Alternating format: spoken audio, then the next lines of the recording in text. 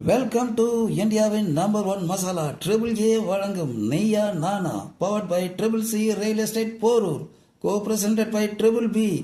ஒவ்வொரு துளியிலும் எனர்ஜி. அனைவருக்கும் உங்கள் கோபிநாத்தின் அன்பு வணக்கம். எத்தனை வீடியோ பார்த்துருப்பீங்க? இந்த மாதிரி வீடியோ நீங்க பார்த்துருப்பீங்களா?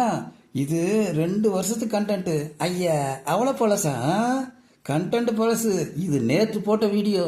திருமலை நாயக்கர் காலத்து முன்பாகவே பாண்டிய மன்னன் வேரூன்றி ஆட்சி செய்த காலத்தில் நோ நோ நோ நோ நீங்கள் எப்பவும் பேசுகிற மாதிரியே பேசுங்க. தூய தமிழ்லாம் இங்கே வேணாமா? எங்களை மாதிரி 10 யூடியூப் கண்டென்ட் எல்லாம் வியூஸ் இல்லாமல் போகலாம். ஆனால் நீயான கண்டென்ட் எல்லாம் மக்களை போய் ரீச் ஆகணும். அதுதான் நான் இங்கே சொல்ல வரேன். 2 பக்கமும் பெண்கள், ஆனால் பேச போகிறது ஆணை பற்றி. ஒரே ஒரு மைய கேள்வி தான் இந்த நிகழ்ச்சியே. இன்னைக்கு ஆண் ரொம்ப சந்தோஷமா இருக்கிறானா? இல்லை. ஆண் ரொம்ப கஷ்டப்படுறானா? இல்லை, இல்லவே இல்லை. ஆமாம், இதுதான் இன்னைக்கு கண்டென்ட். ஆண் எந்த பொறுப்பும் இல்லாமல் ஊரை சுற்றிக்கிட்டு இருக்கான் அப்படின்னு பேசுறதுக்கு ஒரு குரூப்பும், அப்படி இல்லவே இல்லை ஆண் ரொம்ப பொறுப்போட சுயநலம் இல்லாமல் இருக்கான் அப்படின்னு பேசுறதுக்கு இன்னொரு குரூப்பும் வந்திருக்காங்க. வாங்க வீடியோக்குள்ளே போகலாம். இந்த சிஸ்டர் என்ன சொல்கிறாங்கன்னா, ஆண்களுக்கு இரக்க சுபாவம் ரொம்ப கம்மி, வருத்தப்படுறது கவலைப்படுறது அதெல்லாம் கிடையவே கிடையாது, ஈவு இறக்கமே இல்லாதவங்க தான் இந்த ஆண்கள் அப்படின்னு சொல்கிறாங்க. இங்கே நான் என்ன சொல்கிறேன்னா, பொல்லாதவன் படத்தை பார்த்துட்டு அப்படியே நேராக நீயா நானாக்கு வந்துட்டாங்க போல். இந்த தனுஷ்கிட்ட வாக்குவாதம் பண்ணுவோம் பார்த்தீங்களா, ஒரு ரவுடி, அதாவது பைக்கை எடுத்துகிட்டு நான் எடுக்கவே இல்லைன்னு வாக்குவாதம் பண்ணுவோம் பாருங்க. அந்த கேரக்டரை அவங்க மனசில் வச்சுட்டு தான் பேசுகிறாங்க. ஏய் தம்பி, கூட்டின்னு பாப்பா, அச்சடிக்க போகிறேன். அன்றைக்கி எனக்கு வண்டி எடுக்கிற மூடே இல்லைப்பா, ஃபிகர் பின்னாடி போகிறேன், புது வண்டி பல்சரு நிற்கிது, ஆளி இல்லை, அப்போ தப்பு எந்தா உண்டா அப்படின்னு பேசுவோம் பார்த்தீங்களா. அந்த கேரக்டரை மனசில் வச்சுட்டு பேசுகிறாங்களோ அப்படின்னு நமக்கு சந்தேகமாக இருக்குது. அம்மா என்ன சொல்கிறாங்கன்னா, உடல் பலம் அதிகம் இருக்குது, இரக்கமே இல்லாதவங்க அப்படின்னு இவங்க சொல்கிறத என்னால் ஒத்துக்கவே முடியாது. சுதந்திரம் அதிகமாக இருந்தாலும் பொறுப்பு சுமைகள் எல்லாம் அவங்க மனசில் அழுத்திக்கிட்டே தான் இருக்கு அப்படின்னு இவங்க சொல்கிறாங்க. இதை நம்ம ஏற்றுக்கிட்டு தான் வேணும். மறுபடியும் அந்த சிஸ்டர், எத்தனை பாலியல் வன்கொடுமைகள், கொலை பண்ணுறது கூட ஆண்கள் தான் அதிகமாக இருக்காங்க அப்படின்னு ஆண்களை கார்னர் பண்ணிக்கிட்டே தான் இருக்காங்க. அதுக்கு அம்மா எதுங்க உதாரணம் காமிக்கிறீங்க? இறக்கம் இல்லவே இல்லைன்னு சொல்லவே முடியாது. ஒரு ஆணுக்கு அம்மா, அக்கா, தங்கச்சி, மனைவி, மக்கள் எல்லாரும் இருக்காங்க. இப்படி எல்லாரும் இருக்கிற ஒரு ஆண்கிட்ட போயிட்டு இறக்கம் இல்லவே இல்லைன்னு அப்படின்னு நீங்கள் எப்படி சொல்லலாம் அப்படின்னு திரும்ப கேட்குறாங்க.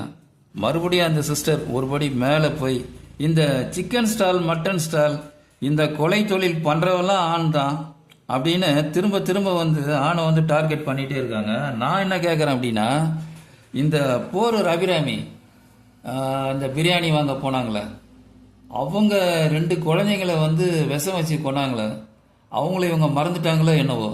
ஒரு நிமிஷம் சிஸ்டர், கறி கடையில் கறி வெட்டுறவனுக்கு இறக்கமே இல்லைன்னு அப்படின்னு நீங்கள் சொல்லாதீங்க. இது ரொம்ப தப்பான ஒரு மனநிலை. அவர் வெட்டினாலும் நீங்கள் தானே வாங்கி சாப்பிட்றீங்க. என்னால் ஒரு மீனை துள்ள துடிக்க வெட்டி சமைக்க முடியாது, ஆனால் நீங்கள் அந்த மீனை துள்ள துடிக்க வெட்டி சமையல் பண்ணுறீங்களே, அப்போ உங்களுக்கு இறக்கமே கிடையாதுல்ல அப்படின்னு நான் சொல்ல வரவா. இந்த சிஸ்டர் என்ன சொல்கிறாங்கன்னா, மென் ஹேஸ் த டிசைடிங் அத்தாரிட்டி. அதை டிசைட் பண்ண கூட நிம்மதியாக விட மாட்டாங்க இந்த லேடிஸ் அதை குழப்பி விட்டுருவாங்க. 4 நாள் நான் நல்லா சிரித்து பேசிட்டு 5ஆவது நாள் உருன்னு உட்காந்துருப்பேன். அவர் திரும்ப என்னை கேட்டு, நான் அம்மா அப்பா பார்க்கணுன்ற ஒரு மூடில் இருக்கிறேன்னு தெரிஞ்சுக்கிட்டு எனக்கு டிக்கெட் எடுத்து கொடுத்து எங்கள் அம்மா அப்பா பார்க்கறதுக்கு ஊருக்கு அனுப்பிச்சி வைப்பார். அதனால ஆம்பளைங்களை நீங்கள் தப்பாக பேசாதீங்க அப்படின்னு இவங்க சொல்ல வராங்க. கல்யாணத்துக்கு முன்னாடி ஆண்கள் பொறுப்பு இல்லாமல் ஊரை சுற்றிக்கிட்டு இருக்கிறதெல்லாம் உண்மைதான், நான் இல்லைன்னு சொல்ல.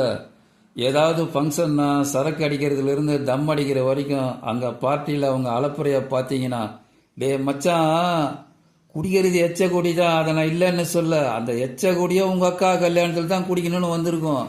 அங்கே கூட தான் ஃப்ரெண்டோட அக்கா கல்யாணம், ஆனால் அங்கெல்லாம் போகாமல் இங்கே வந்திருக்கேன்னா, இப்படி சரக்கும் சைடிஷும் வாங்கி கொடுக்குற இப்படி யோசிக்கிறியா மச்சான் அப்படின்னு ஊதாரியாக இருந்த அந்த பையன் ஒரு பொண்ணை காதலிக்கும் போது வேலைக்கு போகணும், சம்பாதிக்கணும், அந்த பெண்ணுக்கு அவன் ஆசைப்பட்டதெல்லாம் வாங்கி கொடுக்கணும். அப்படி காதலிக்கும் போதே அப்படின்னா கல்யாணத்துக்கு அப்புறம் ஆண்கள் எவ்வளோ பொறுப்பாக இருப்பாங்கன்னு நாம் இது மூலமாக தெரிஞ்சுக்கலாம். தாங்கிட்ட இருக்கிற எல்லா கெட்ட பழக்கத்தையும் மூட்டை கட்டி வச்சுட்டு குடும்பத்தை நல்லா கவனிக்கிற பாதையில் அவங்க போயிடுவாங்க. தான் சந்தோஷமா இருந்த நாளையெல்லாம் அவங்க நினச்சி பார்க்குறதோட சரி, சரக்கையும் தம்மையும் ஏறெடுத்து கூட பார்க்குறதில்ல. அப்படி நிறைய ஆண்கள் இருக்க தான் செய்கிறாங்க. இது என்னோட கருத்து. ஏன் உங்களில் பல பேர் கூட அப்படி தானே இருப்பீங்க. இந்த சிஸ்டர் ஆணுக்கு சப்போர்ட் பண்ணி பேசிக்கிட்டே இருக்காங்க. அப்போ குறுக்க இன்னொருத்தர் பேச வரும்போது, wait a minute, allow me to pass. சூப்பராக சொன்னாங்க இங்கிலீஷில். அது என்னதுங்க அது? Allow me to pass. சோகா சொன்னீங்க சிஸ்டர். தூள் சிஸ்டர். இதெல்லாம் அப்படியே வர்றதான் இல்லை. இருங்க நானும் கற்றுக்குறேன். அதாவது இந்த சிஸ்டர் என்ன சொல்ல வராங்கன்னா, எத்திக்ஸ் எல்லாம் அவங்க மெயின்டைன் பண்ணுறதே இல்லை. எத்திக்ஸா? எத்திக்ஸ்னா என்னப்பா மீனிங்கு? இருப்பா, கூகுளில் போய் பார்த்துட்டு வரேன். எத்திக்ஸ்னா நெறிமுறைகள்னு போட்டிருக்குப்பா. அதாவது இவங்க என்ன சொல்ல வராங்கன்னா, எந்தவித கட்டுப்பாடும் டிசிப்ளினும் இல்லாமல் தான் மனம் போன போக்கில் தான் அவங்க போவாங்க அப்படின்னு இவங்க சொல்ல வராங்க. அதுக்கு அம்மா என்ன சொல்ல வராங்கன்னா, ஆண்களுக்கு பயம் இல்லை அப்படின்னு நம்ம சொல்ல முடியாது. அவன் ஒவ்வொருத்தருக்கும் பதில் சொல்லித்தான் ஆகணும். 4 பேர் மதிக்கணும்னு தான் அவன் நினைப்பான். சமுதாயத்திலையும் குடும்பத்திலையும் நல்ல பேர் எடுக்கணும்னு தான் எந்த ஆணும் விரும்புவான் அப்படின்னு இவங்க சொல்ல வராங்க. மறுபடியும் அவங்க அந்த அம்மா சொல்லும்போது, நான் கிண்டி கத்திப்பரா ஸ்டாப்பில் இறங்கும் போது, பஸ்ஸை விட்டு இறங்கும் போது ராத்திரி 11 மணி, வேளச்சேரியிலேருந்து எங்கள் உறவுக்காரங்க கூட்டிகிட்டு போகிற வரைக்கும் நான் அங்கேயே தான் இருந்தேன். அப்போ என்னை சுற்றி நிறைய ஆண்கள் இருந்தாங்க. ஒரு ஆட்டோ நின்றுட்டு இருந்தது. நான் கழுத்தில் நிறைய நகையெல்லாம் போட்டுட்டு இருந்தேன். அப்போ ஆண்கள் ஒழுக்கக்கேடாக இருந்திருந்தா நான் இங்கே இப்படி பேச முடியுமா? அவங்களாம் ஒழுக்கம் தவறி நடந்திருந்தா எனக்கு அங்கே என்ன நடந்திருக்குன்னே வெளி உலகத்துக்கு தெரியாமல் போயிருக்கோம். அதனால் ஆண்களை பற்றி தயவுசெய்து தப்பாக பேசாதீங்க அப்படின்னு இவங்க சொல்ல வராங்க. அதாவது அம்மா காரைக்குடியிலேருந்து சென்னைக்கு நீயா நானா நிகழ்ச்சியில் பங்கெடுத்துக்கணும் அப்படின்றதுக்காகவே காரைக்குடியிலேருந்து சென்னைக்கு வந்திருக்காங்க. இவங்க ஆண்களுக்கு சப்போர்ட் பண்ணுறதை விட ஆண்களை பற்றி தப்பான ஒரு அபிப்பிராயம் கண்ணோட்டம் இருக்குது இல்லையா, அதெல்லாம் உடை தெரியணும் அப்படின்றதுக்காகவே இந்த நிகழ்ச்சியில் பங்கெடுத்துக்கிறதுக்காக காரைக்குடியிலேருந்து சென்னைக்கு வந்திருக்காங்க. பெண்கள் ஆண்களுக்கு எவ்வளோ பிரச்சனை கொடுக்குறீங்க அப்படின்ற கேள்விக்கு பதில் சொல்லும் போது இவங்க இப்படி சொல்கிறாங்க, என்னுடைய ரேடருக்குள்ளே தாங்க அவர் இருக்கணும் அப்படின்னு நான் நினைக்கிறேன். எல்லா விஷயமும் அப்டேட் கொடுக்கணும். நின்னா அப்டேட், பஸ்ஸில் ஏறினா அப்டேட், பஸ்ஸை விட்டு கீழே இறங்கினா அப்டேட், அவர் எனக்கு இன்ஃபார்ம் பண்ணிக்கிட்டே இருக்கணும். அதை இவங்க ஓப்பனாக ஒத்துக்கிறாங்க. இந்த மாதிரி டார்ச்சர்னால ஆண்கள் ரொம்பவே சங்கடப்படுறாங்க அப்படின்னு இவங்க சொல்கிறாங்க. இந்த டிபேட்டோட தலைப்பு ஆண் பொறுப்போட இருக்கானா இல்லை பொறுப்பு இல்லாமல் ஜாலியாக இருக்கானா, அதான் தலைப்பு.